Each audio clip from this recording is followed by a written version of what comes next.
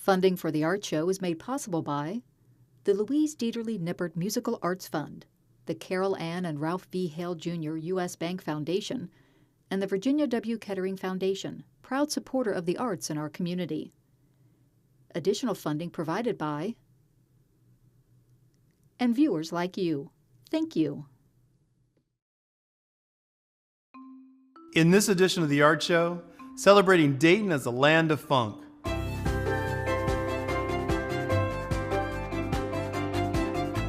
A museum brings the American Revolution to life.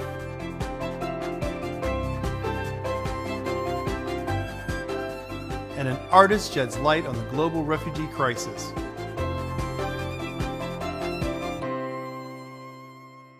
It's all ahead on this edition of The Art Show.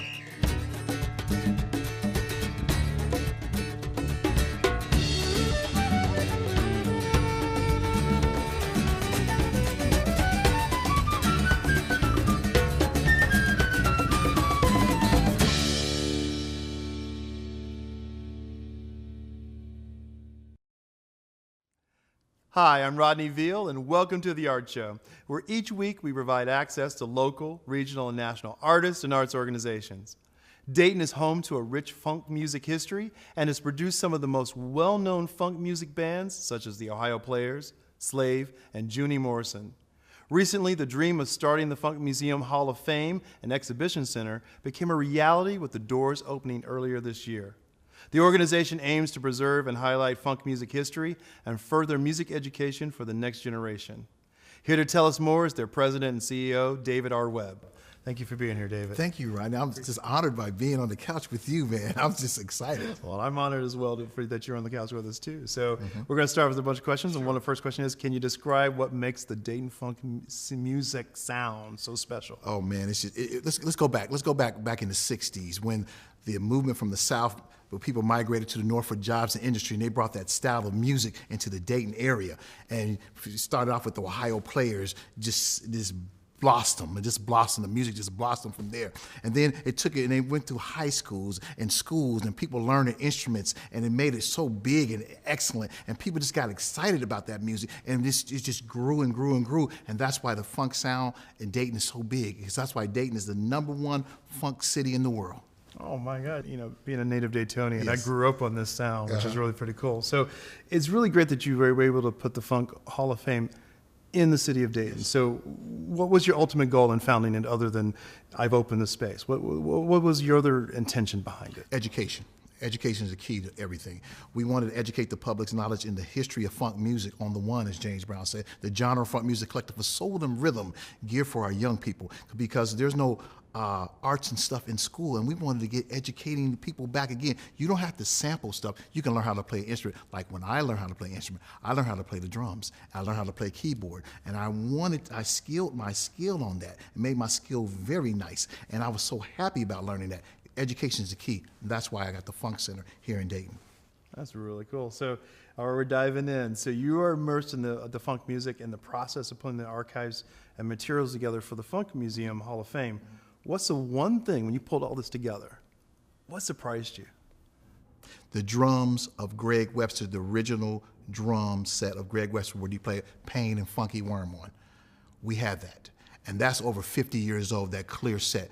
That was amazing. When he donated that, and then, he got sick, then he left the Ohio Players, but just that drum set, and seeing Johnny Weiler's outfits from Heat Wave, the zip-up outfits, the stuff like that from the Central Heating album, seeing the Lakeside captain's hats, their outfits, seeing Roger Troutman's keyboard, Lester Troutman's drums, the bass and lead guitar of Mark Hicks and Mark Adams of Slave. I can go on and go on. Seeing platypus outfits, seeing like radio stuff back in the day that you see, and you be like, wow. That wow factor. There's so many things at the Funk Center. For the uninitiated, those who have never listened to funk, name 3 albums that should be in their playlist right now. Well, Parliament Funkadelic. You have that. you have to have Ohio Players and James Brown. And I got a couple more if you don't mind. Well, go ahead, add more than 3. You have Isaac Hayes and you have Sly and the Family Stones. Wow, that's a great mix of. Well, those are on my playlist, so that's a good. This is good. We're on the right path. I was like, so when people come to the Funk Museum, what can they expect to hear and see and experience when they walk in? The wow factor. When they look around, you're like, wow. You got this, you got these drums, you got these keyboards, you got the outfits they wore on stage. Wow. And this is just the wow factor. That's great. So why was it important to put the Funk Museum in the center of downtown Dayton? Because it's a great location so everybody can come down. When you're downtown, it's centrally located downtown. That means black, white, all people, all walks of life can come down and feel safe and be comfortable coming downtown Dayton.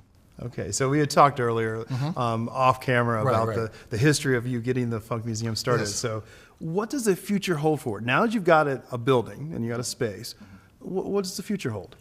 Oh man, so many things. We want to reach out to more people, reach out to the world, let them know Dayton is the heart of funk soul here. And then pretty soon, later on next year or so, we're going to have an award show. We want to honor some of these funk legends who didn't have a chance to be on the Grammys and talked about stuff. It's very, very important to notice these and acknowledge these, because these gentlemen, they feel sad, Rodney. They feel so sad because there's no streets named after them. There's no this thing after them. There's no statues. But the Funk Music Hall of Fame Exhibition Center, under my guidance, will make sure this will be taken care of. And I love the fact that you're going to have these, your plan is to have an award show to honor the past. So the question is, what are you going to do to like bring in some new funk players? What? Well, we're going to reach out to the young people too. That's important. It's always about education.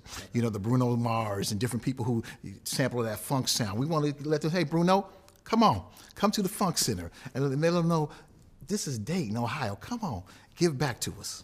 I love it. I love it. You are a great ambassador for funk and music and for Dayton. So, thank you so much. We appreciate you being on the show today. It's a pleasure, sir. It's a pleasure. Thank you so much. Mm-hmm.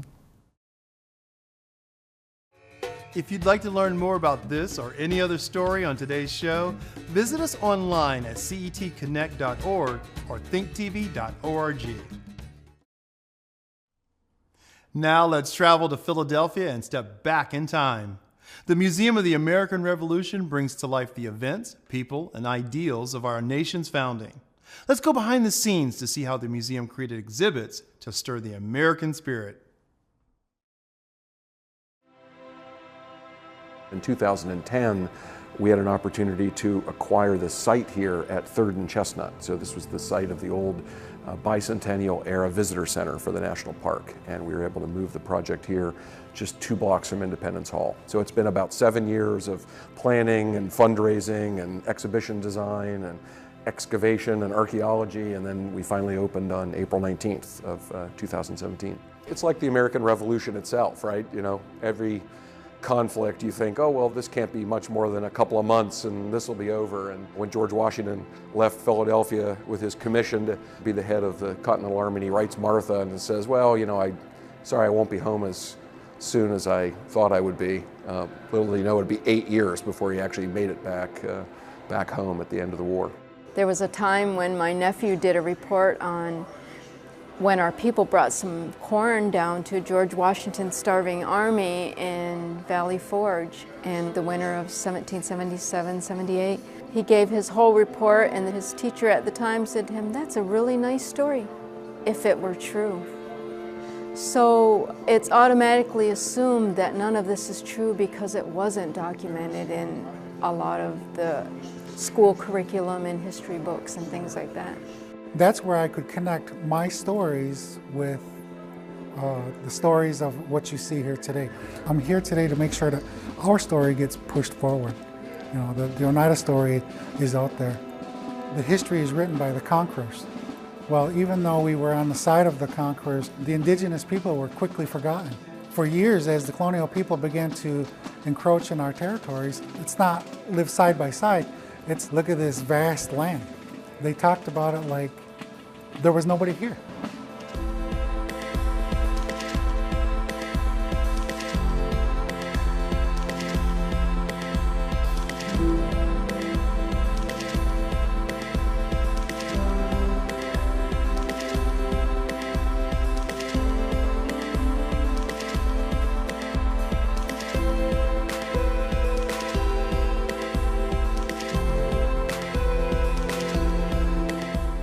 I get this really wonderful sense of pride when I walk up into the atrium and I see that it's named Oneida Indian Nation Atrium. We have a place of belonging here in the story. Here at the Museum of the American Revolution, you don't know the half of it. That's kind of our marketing tagline. We're a museum that has a lot of the familiar stories that you might come having some idea about. George Washington crossing the Delaware, or Lexington or Concord, or the Stamp Act, or the Declaration of Independence. We'll often approach those familiar things from maybe an unfamiliar angle, but we also tell a lot of stories that you've probably never heard of.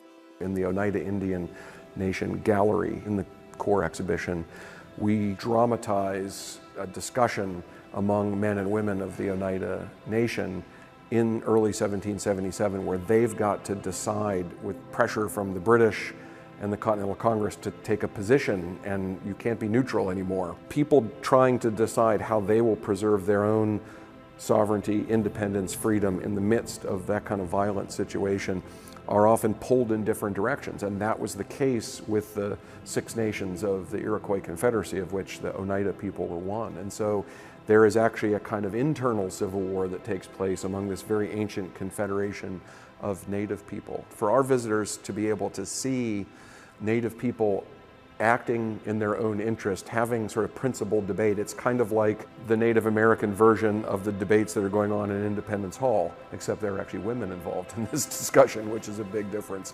I did do the voiceover for Wally on the film. I was thinking about it and I was like, I think those would have been the words that I said at the time. If I were living in that time period, I would have said, we cannot do this. If our Confederacy nations attack each other, the great peace will be broken. Then how will we protect ourselves from those who would take all of our lands? The British and the colonists are like a pair of scissors, two knives that look like they will destroy each other when they come together. But they only destroy what is between them. We are Haudenosaunee, people of the Longhouse, Mohawk, Oneida, Tuscarora, Onondaga, Cayuga, Seneca. The Great Law tells us not to spill each other's blood. In the museum, one of our sort of storytelling techniques is the use of life cast figures. We have about 30 of these life cast figures.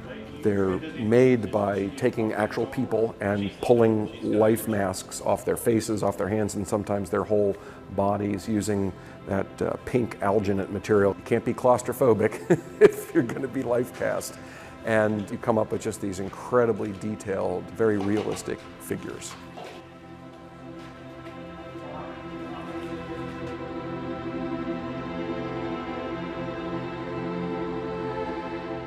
When I started to really think about it, not just as a tent, but as a piece of architecture. So like Mount Vernon, like Monticello, this was a home of a founder. This was the other home of George Washington. Even when Washington was headquartered in these places, these taverns and homes that have been so lovingly restored, he would always have this tent set up in the yard, because that was the only private space that Washington had. This oval-shaped tent was his office, and I started to think about those photos that we've all seen of like John F. Kennedy during the Cuban Missile Crisis or George W. Bush after 9/11, and started to think about what does it mean for a commander-in-chief to have a private space like that. At first, kind of tongue-in-cheek, started referring to it as the first Oval Office. It sort of acted as that place for Washington, and when you think about it that way, it becomes a piece of architecture of national significance. You'll see a very dramatic media presentation, and then the tent is revealed in the course of that presentation. When you read those letters of Washington from the high and particularly the low moments of the war, when he's writing about how the army must starve, dissolve, or disperse, or now we are at the end of our tether, now or never, our deliverance must come. And you think about the setting of him reading and writing those letters in this, very small, kind of humble canvas abode. I mean, I think it really speaks to the kind of leader, the kind of Republican general that Washington was. What history can do is teach a little humility also about the past. You know, when we say, well, why didn't they immediately eliminate slavery in 1776? And then we'll think about, well, you know, what things do we feel we can't change about our lives today that we know are, for instance, causing damage to the planet? That's what history can do, and I think that's what the museum tries to do, is bring some of that uncertainty about the future back into our view of the American Revolution.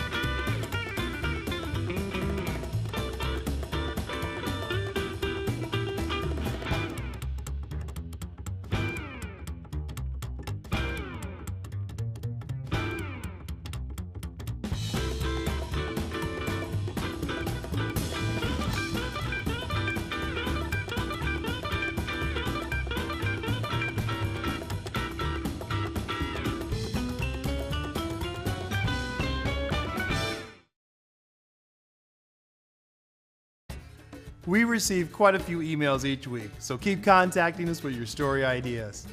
Let us know what sets you apart from other artists. If you're watching us in the Dayton region, send an email to theartshow@thinktv.org. Or if you're in the greater Cincinnati area, contact us at theartshow@cetconnect.org. Include contact information and links to performances or art samples online. Over 65 million people worldwide have been forced from their homes to escape famine, climate change, and war, and the greatest human displacement since World War II. Every minute, somewhere in the world, 24 people leave everything behind in the hope of finding safety and a better tomorrow. That's 34,000 people a day. Chinese contemporary artist and activist Ai Weiwei takes us on a visual journey into the global refugee crisis with his film, Human Flow. Here's the story.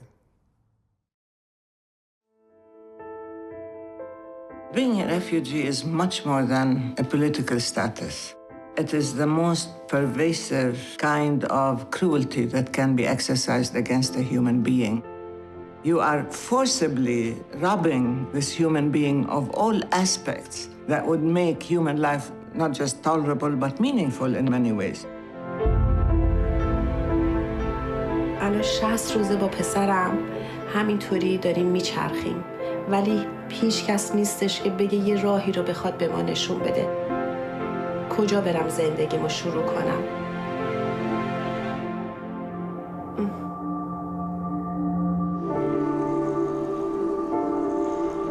It's a tragic story, a reality on the news for past 2-3 years.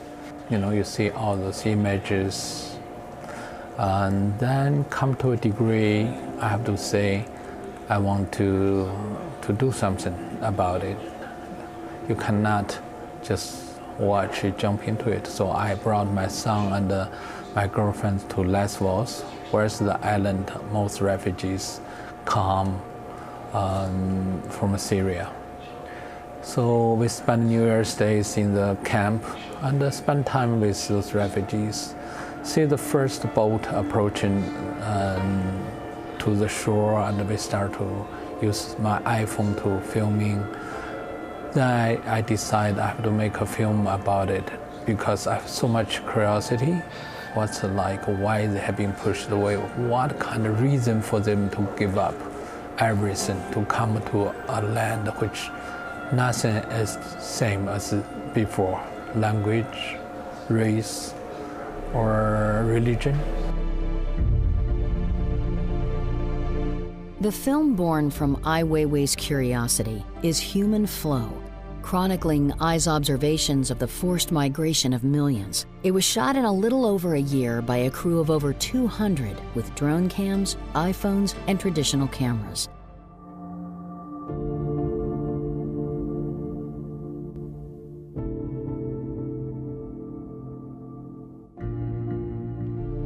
The ليش انتوا هنا اليوم؟ طشة آخر الفصل المنفذ الوحيد في غزة في السجن الكبير غزة مش في غزة سجن كبير يعني. I'm trying to honestly to display a film which is come from one person's journey. We are not authorities. It's really from one person, one individual, who shares the feelings towards those people who is unfortunate. So that connection is very important for this film, and also it tells the young people who want to do something, they also can do it. It's just so simple to record the image, to put on internet, to talk to your friends, to discuss about one photo. Those is very important personal act, and that eventually will change the landscape of our today's politics.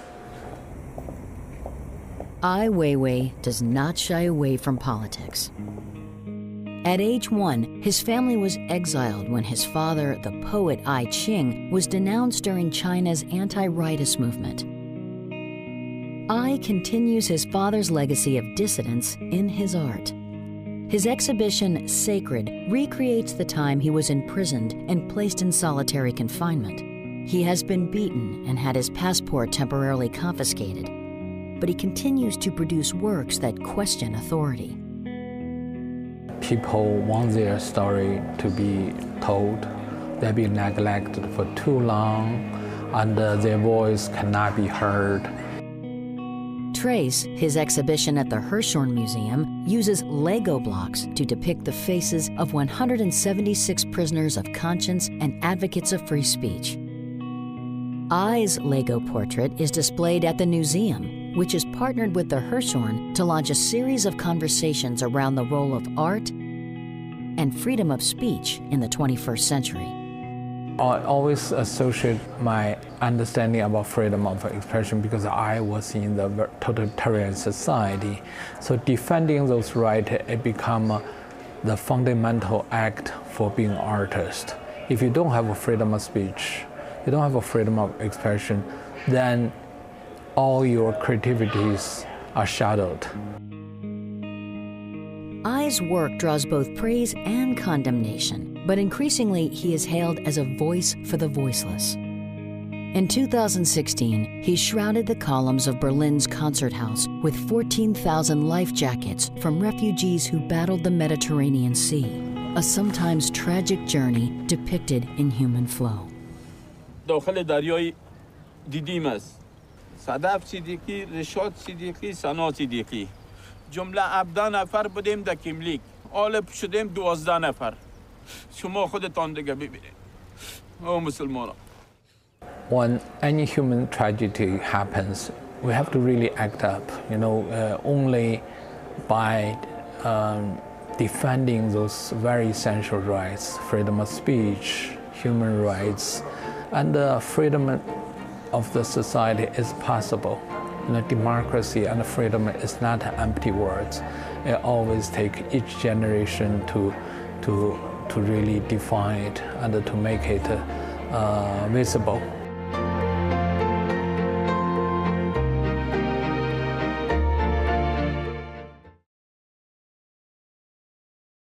Did you miss an episode of The Art Show? No problem. You can catch it on demand at cetconnect.org and thinktv.org. You'll find all the previous episodes, as well as current episodes, and links to the artists we feature.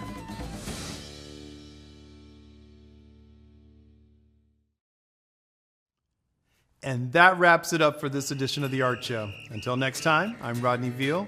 Thanks for watching.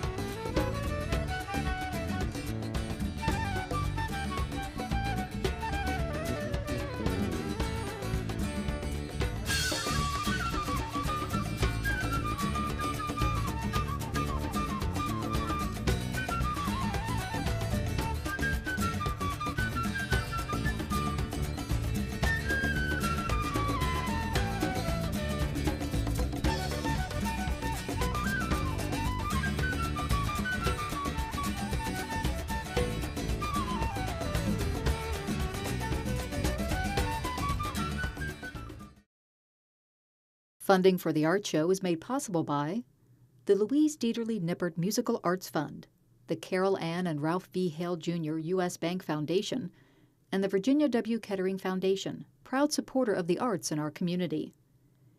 Additional funding provided by and viewers like you. Closed captioning, in part, has been made possible through a grant from the Iddings Foundation. Thank you.